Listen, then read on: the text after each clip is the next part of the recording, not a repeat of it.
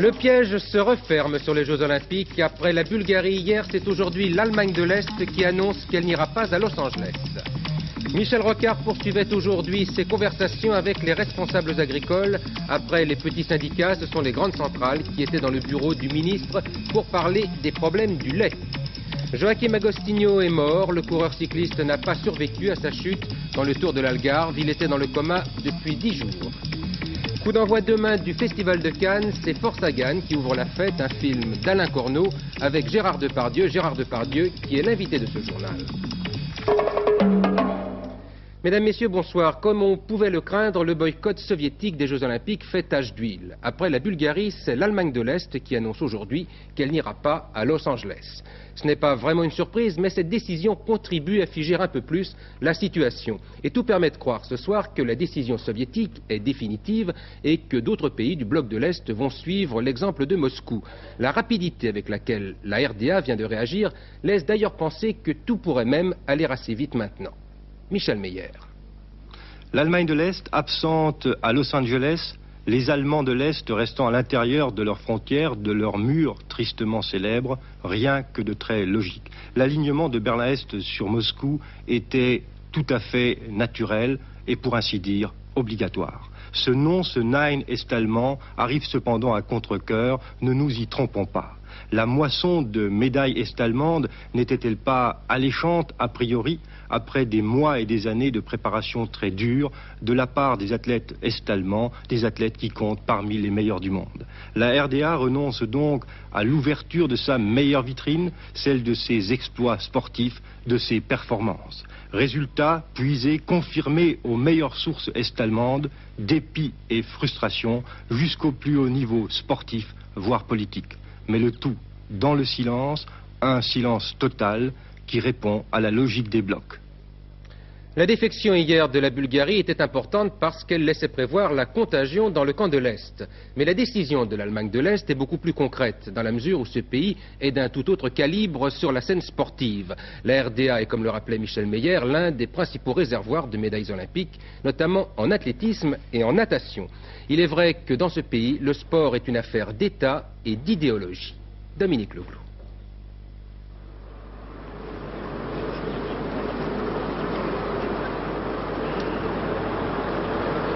Karl Marx.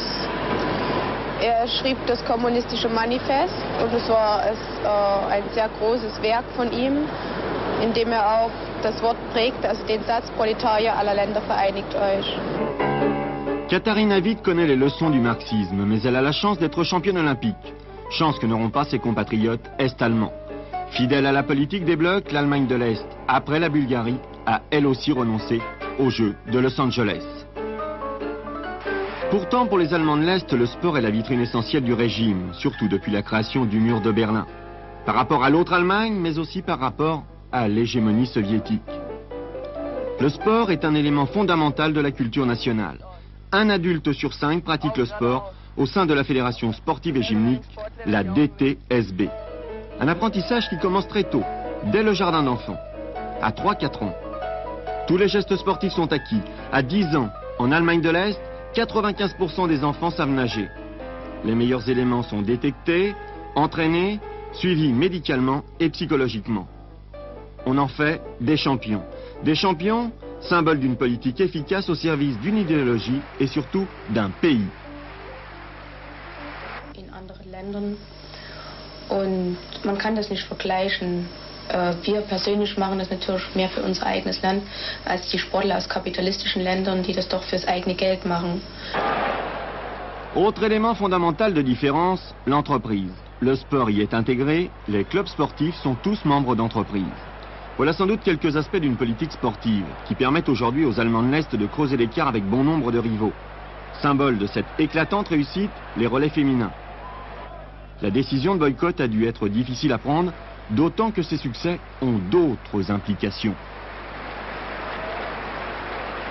Es wurde ja mal der Ausspruch geprägt von Walter Ulbricht damals, dass die Sportler die Diplomaten im Trainingsanzug sind. Und ich muss sagen, dass es doch auch immer wieder voll zutrifft. Privée de diplomates et de médailles, l'Allemagne de l'Est se recroqueville. L'olympisme est pourtant un axe fondamental de sa politique. L'organisation de contre-jeux en Bulgarie marquerait la fin du mouvement olympique international. Les choses vont très vite, je vous le disais, c'est ainsi que le voyage à Moscou du président du comité international olympique, M. Samaranch, ce voyage a été reporté sans qu'aucune date nouvelle ait été fixée. Cela dit, la première surprise passée, la décision soviétique n'en continue pas moins à susciter bien des réactions, aussi bien aux États-Unis que dans les pays de l'Est.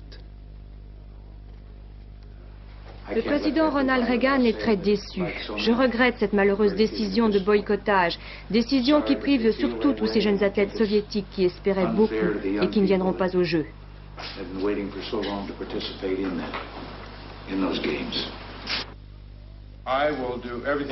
Tom Bradley, maire de Los Angeles, est prêt à faire tout ce qui est en son pouvoir pour que les soviétiques reviennent sur leur décision. Tout est organisé ici pour les recevoir. J'irai à Moscou s'il le faut. À Moscou, les réactions sont diverses. Certains regrettent, comme cet ancien combattant. On a fait la guerre aux côtés des Américains, nous devrions être amis. D'autres réagissent plus violemment, comme cet homme de la rue. Après tout, si les Américains cherchent à perturber nos athlètes, c'est très bien qu'ils n'y aillent pas. Et j'approuve la décision de mon pays. Cette autre passante connaît des Américains. Ce sont des gens bien, dit-elle, et c'est regrettable de vivre dans ce climat de tension. Pour cet athlète polonais, de passage à Moscou, c'est la catastrophe. Je me suis entraîné ces 4 dernières années, et maintenant j'apprends qu'on n'y va pas. C'est dingue, je suis très déprimé de ne pas aller à Los Angeles. Quant à son entraîneur, il pense que le sport est au-dessus de tout, au-delà de la vie matérielle. Et au sujet de la politisation du sport, ça ne devrait pas être, mais parfois c'est impossible.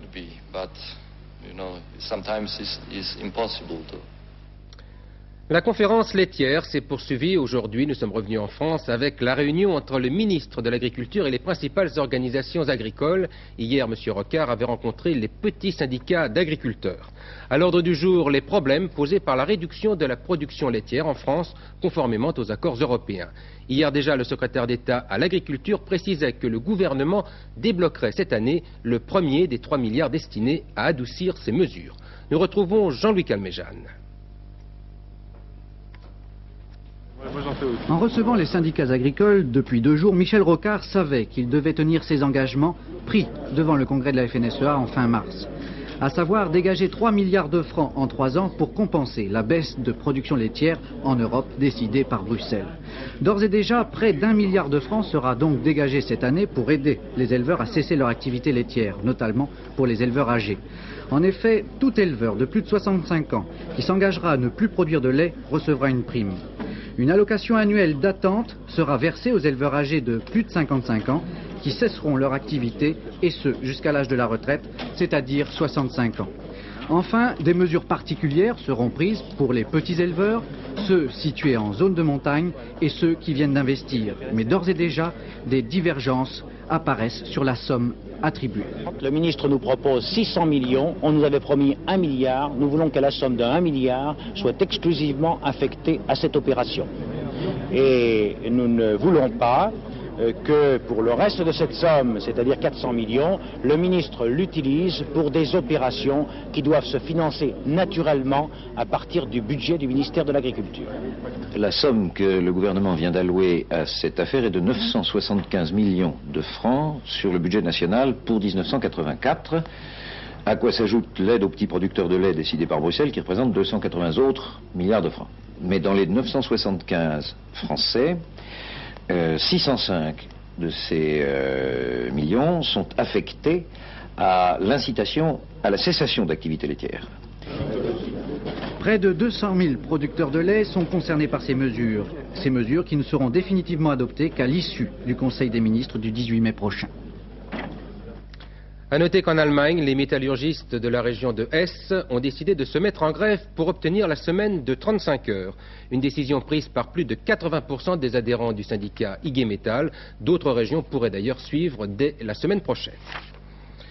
C'était aujourd'hui le 3e anniversaire de l'accession de la gauche au pouvoir en France. Beaucoup de commentaires à ce sujet dans la presse et quelques réactions politiques telles que celle de Lionel Jospin qui reconnaît que cet anniversaire est plutôt morose mais qui pense par ailleurs que la gauche a du temps pour gagner les échéances décisives de 1986 et 1988.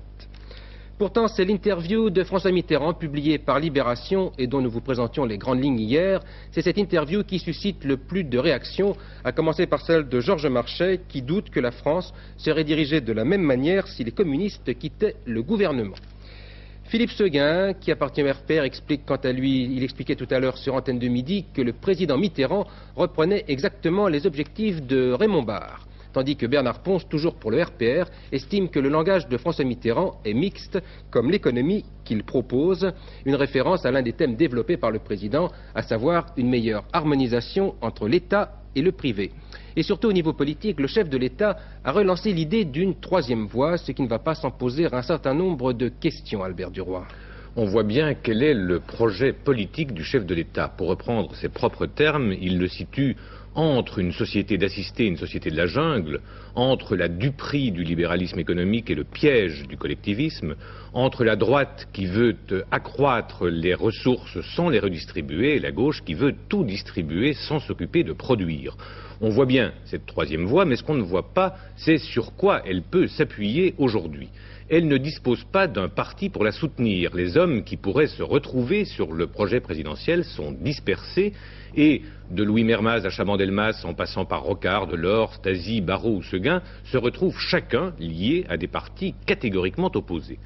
Elle ne dispose pas non plus d'un climat politique propice. L'outrance qui domine la vie politique actuelle et qui va s'amplifier avec le prochain débat scolaire ne favorise pas la décrispation. Elle ne dispose pas davantage d'un système électoral, législatif ou présidentiel, qui permette de dégeler les deux blocs antagonistes. Cela signifie-t-il alors que le projet de Mitterrand n'est qu'une lubie? Évidemment pas. La Constitution donne au président un certain nombre de moyens pour modifier le jeu politique. Changement de gouvernement, de majorité, de système électoral, appel direct aux citoyens. Mais ces moyens ne permettront pas de miracle. Ils ne seront efficaces demain que si, auparavant, le chef de l'État a convaincu un grand nombre de Français de s'engager sur cette troisième voie qu'il leur propose aujourd'hui. Et puis une initiative pour le moins originale de nos confrères du matin. Leur lecteur avait le choix aujourd'hui entre le pile et le face du numéro de ce matin. Alors côté pile, vous le voyez, la gauche gagnait en 86 avec tout un développement de politique fiction. Un petit tour et la gauche perdait en 1986. Celui-là encore tout un développement, mais dans l'hypothèse inverse. L'histoire ne dit pas quelle couverture les kiosques ont choisi d'afficher ce matin. Et puis, le troisième anniversaire de la gauche, ce sera également le thème du débat dans notre dernier journal. Face à face, Alain Duhamel, journaliste à Antenne 2 et Europe numéro 1, et Jacques Julliard, qui est écrivain et journaliste au Nouvel Observateur. À l'étranger, au Liban, le gouvernement s'est réuni aujourd'hui pour la seconde fois depuis sa constitution. Il était presque au complet et surtout le chef des milices chiites, M. Nabi Berri, avait pris place à la table. Patricia Coste. Les uns sont arrivés en hélicoptère comme le Premier ministre Rachid Karameh, les autres par la route en provenance de la zone syrienne comme messieurs Jumblat et Berri. Quant aux Libanais chrétiens, ils sont venus en voisin, le Conseil des ministres s'est tenu dans leur secteur. Ils se sont donc enfin tous réunis, tous les chefs de clan directement engagés dans un même gouvernement. Seul manque, provisoirement, le représentant des chrétiens du Nord Liban. Après un mois de négociations, Nabi Berri, représentant des chiites, a obtenu satisfaction. Il sera donc ministre d'État du Liban Sud et de la reconstruction. La tâche qui attend ce nouveau gouvernement est énorme. Il doit mettre en chantier des réformes fondamentales, tant sur le plan politique qu'économique. Mais aujourd'hui, c'est le problème de l'armée, disloquée en février dernier, qui a été immédiatement abordé. Le gouvernement s'est constitué en Conseil supérieur de la défense, c'est-à-dire que tous les chefs de faction devenus ministres auront droit de regard sur une armée libanaise accusée auparavant d'être uniquement contrôlée par les chrétiens. Au Salvador, le major d'Aubuisson, qui est le candidat de l'extrême droite aux élections présidentielles, le major d'Aubuisson donc s'est proclamé hier soir vainqueur du scrutin, un coup de théâtre sur la scène politique salvadorienne, puisque son adversaire démocrate chrétien Napoléon Duarte avait fait de même 48 heures plus tôt. Bernard Benyamin.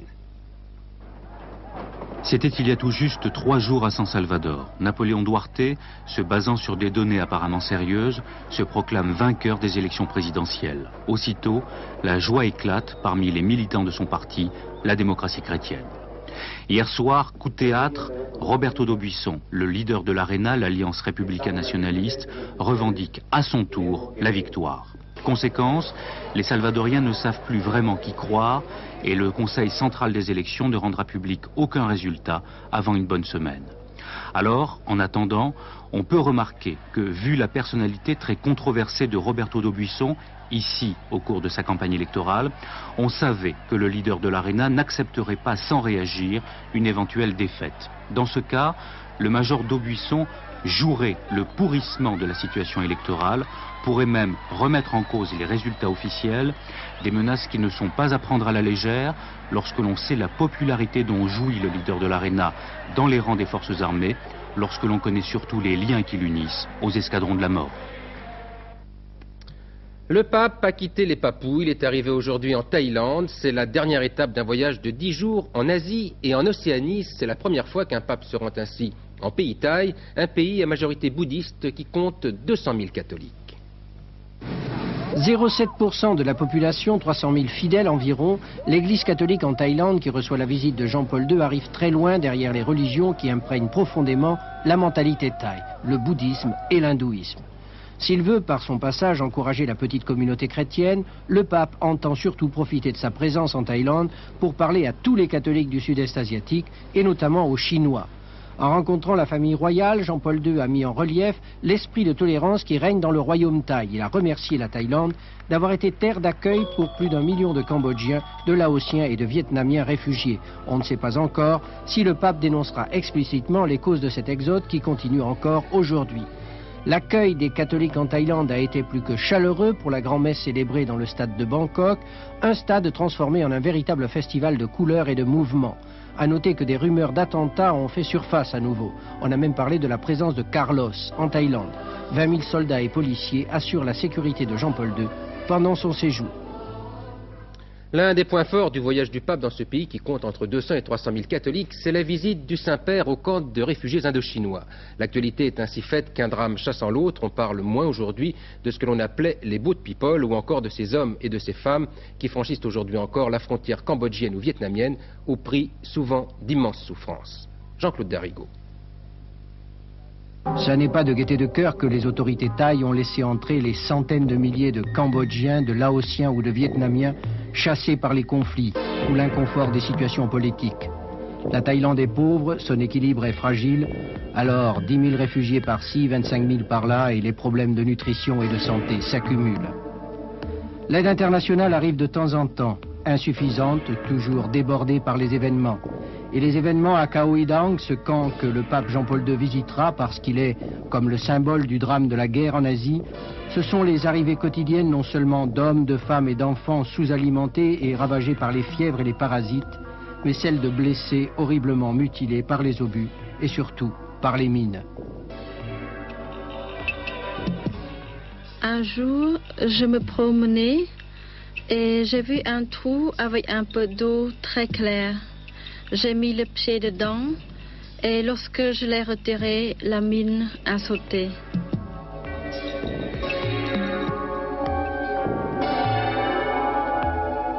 Un groupe de jeunes médecins français de l'association Opération Handicap International a découvert le drame des amputés des camps thaïlandais. Pour ces êtres choqués au bord du désespoir, il fallait agir vite et agir efficace. Il fallait surtout leur apprendre à ne compter que sur leurs propres moyens.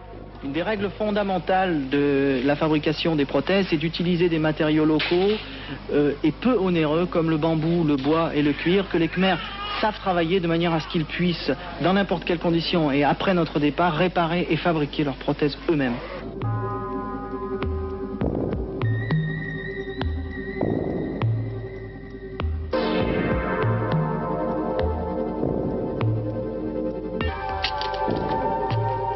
La rencontre de Jean-Paul II avec les derniers parmi les pauvres du sud-est asiatique contribuera peut-être à réveiller l'opinion internationale.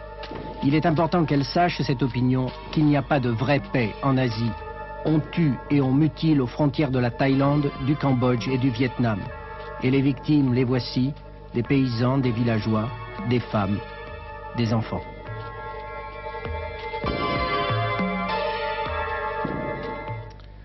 Le coureur cycliste portugais Joaquim Agostinho est mort aujourd'hui dans une clinique de Lisbonne. Il avait été victime, vous vous en souvenez, d'une fracture du crâne le 30 avril dernier à la suite d'une chute survenue dans le Tour de l'Algarve.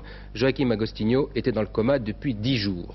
Alain Verneau nous rappelle qui fut ce coureur dont le courage était réputé.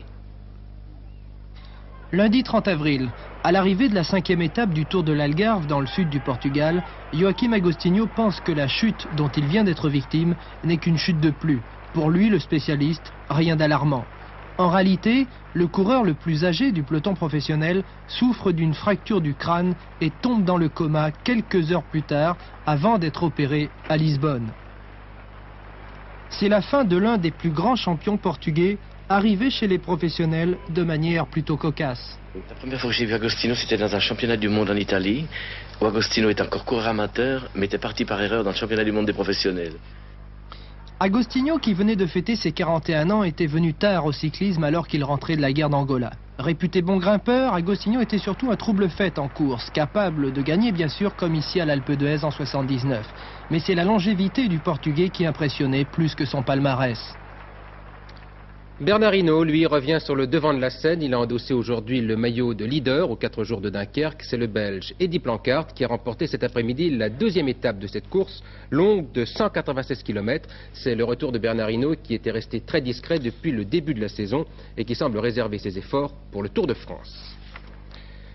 Margaret Thatcher a très fermement condamné tout à l'heure le comportement des supporters britanniques lors de la finale aller hier soir à Bruxelles de la Coupe de l'UEFA. Une finale qui s'est terminée sur le score de 1-1 dans ce match qui opposait Anderlecht à Tottenham. Avec toujours le même spectacle de saccage à la sortie du stade, 150 supporters britanniques ont ainsi été interpellés la nuit dernière à Bruxelles. Roger Zabel. Pas de montant compensatoire pour les supporters anglais. Le bilan des dégâts est le même dans chaque pays d'Europe qu'ils traversent. 50 d'entre eux arrêtés, dont 13 sont toujours sous les verrous. Comme d'habitude, ils sont une dizaine de milliers, mais 150 hooligans, ivres d'alcool et d'une passion qui vire à l'hystérie, sèment la panique devant les portes du stade après avoir terrorisé les voyageurs à bord des bateaux et des trains qui les ont transportés en Belgique. La tension, les projectiles et les matraques montent dans les tribunes du stade Van den Stock. Au total, avant, pendant et après le match, 50 personnes sont blessées par balles, coups de couteau et autres barres de fer.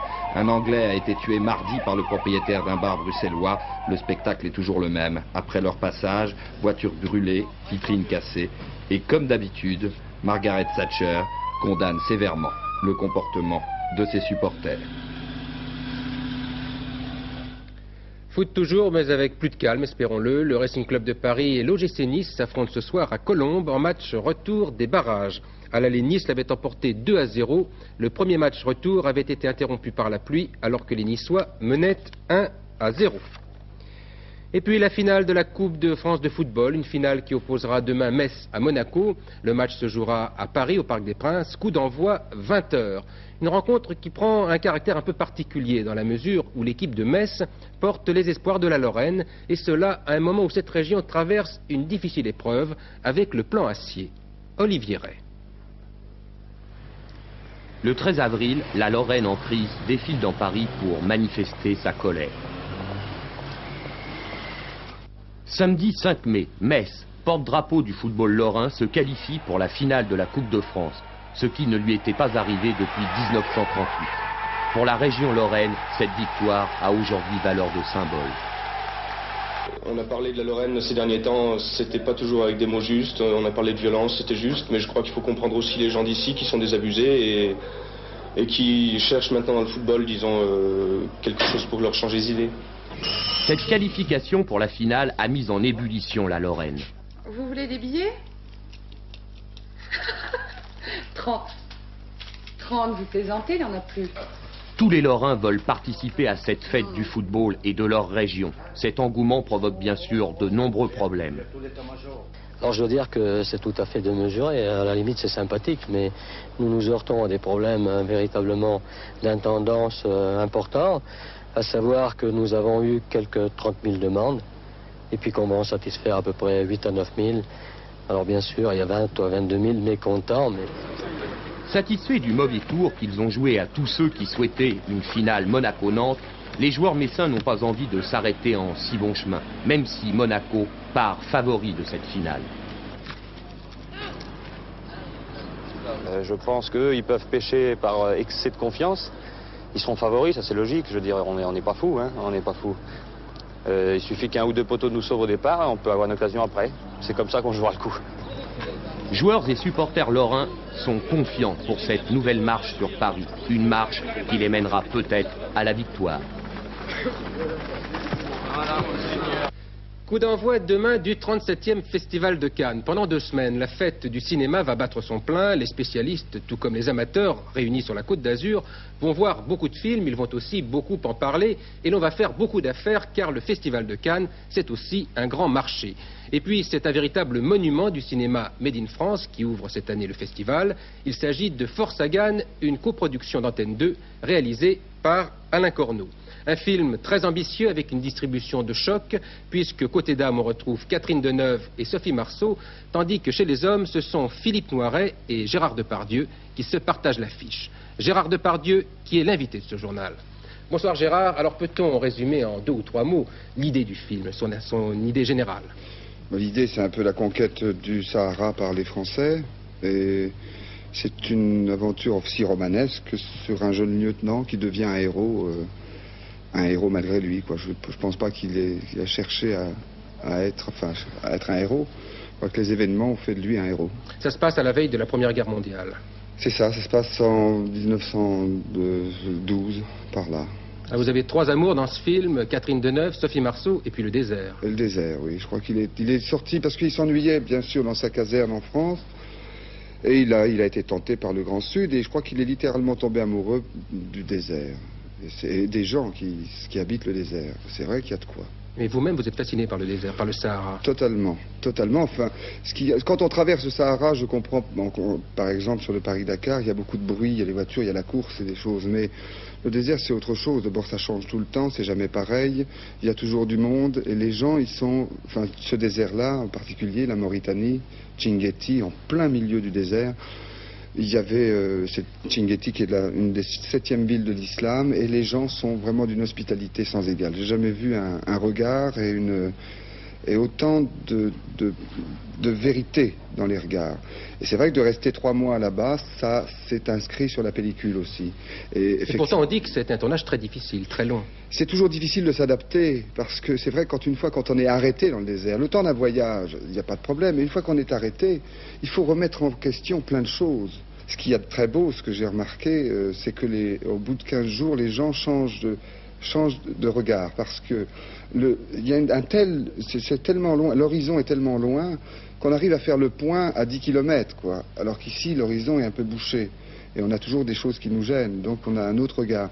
Alors que là-bas, ça nous donne une espèce de regard étrange et qui est sublime, parce que c'est un regard d'écoute extraordinaire. Bon, alors avant d'aller plus loin, nous allons voir un premier extrait de ce film qui ne se passe pas dans le désert, mais à Paris. Vous êtes en compagnie de Catherine Deneuve, qui tombe à vos genoux. On va voir cela tout de suite, voilà.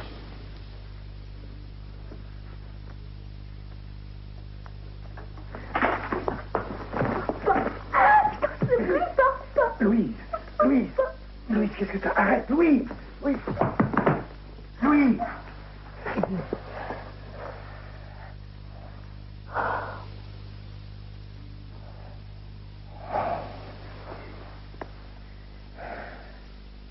tout ce que j'étais. L'uniforme, la force, la bonne conscience. C'est si loin tout ça. J'ai découvert tant de choses ici. Dans une chambre? Oui. Gérard Depardieu, vous êtes maintenant une grande vedette, une star, comme l'on dit. L'adolescent un peu paumé de Châteauroux est bien loin. Oui, mais ça demeure toujours, parce que c'était paumé, mais en tout cas, je m'en sers énormément, et je trouve que c'est... Même je m'invente une adolescence, que ce qui serait grave, c'est que je sois qu'une vedette, comme vous dites, ou une star, et ça serait dommage que je me limite à une image, et disons que l'adolescent m'aide énormément. Quand vous voyez votre tête en couverture d'un journal comme Time Magazine américain ou comme Le Point, quel effet cela vous fait-il? C'est un effet angoissant. C'est pas tellement angoissant avec Time Magazine parce que ça va au-delà de tout, au-delà des frontières et tout, on ne sait plus, quoi. Mais en revanche, sur Le Point, qui est c'est important. Et des couvertures de magazines, c'est angoissant parce que là, on peut appartenir aux autres. Sentiment de vivre à travers le regard des autres. Voilà, et c'est un petit point qui, de temps en temps, me déséquilibre. Alors, comme je n'ai pas envie non plus de décevoir, et qu'en même temps j'ai envie de garder cette nature, et cette fraîcheur, donc c'est angoissant, mais ça fait partie des risques de ce métier. Merci Gérard Depardieu pour toutes ces précisions à la veille donc de l'ouverture du Festival de Cannes. Et maintenant, la météo avec une autre vedette, mais une vedette maison cette fois, Alain Gillot-Pétré. C'est le froid qui est plutôt une vedette, disons-le, il fait un froid de canard. Regardez la photo satellite, pourquoi toujours cet anticyclone sur le nord du pays qui fait venir du vent de l'est ou nord-est. J'appelle ça le Moscou-Paris, c'est une situation typique de février. Regardez la carte. Pour demain, en toute région du soleil, même de belles éclaircies, en toute région des nuages, en toute région des averses, en toute région du vent de nord. Mais alors en plus, une petite surprise du chef, de la neige à partir de 1200 à 1500 mètres sur les Pyrénées, les Alpes, peut-être le Massif central, et en plus de ça, des orages qui se développeront sur la Corse au fur et à mesure que la journée se déroulera. La maison recule de Rocaire sacrifie. Alain, nous avons un problème de micro, on ne vous entend pas. Vous ne m'entendez pas? Vous nous aurez la météo demain. Demain, d'accord. Voilà, prochain journal aux environs de 23h10 en compagnie de Jacques Ségui. Demain, 12h45, antenne de midi. 18h30, c'est la vie. Bonsoir, à demain 20h.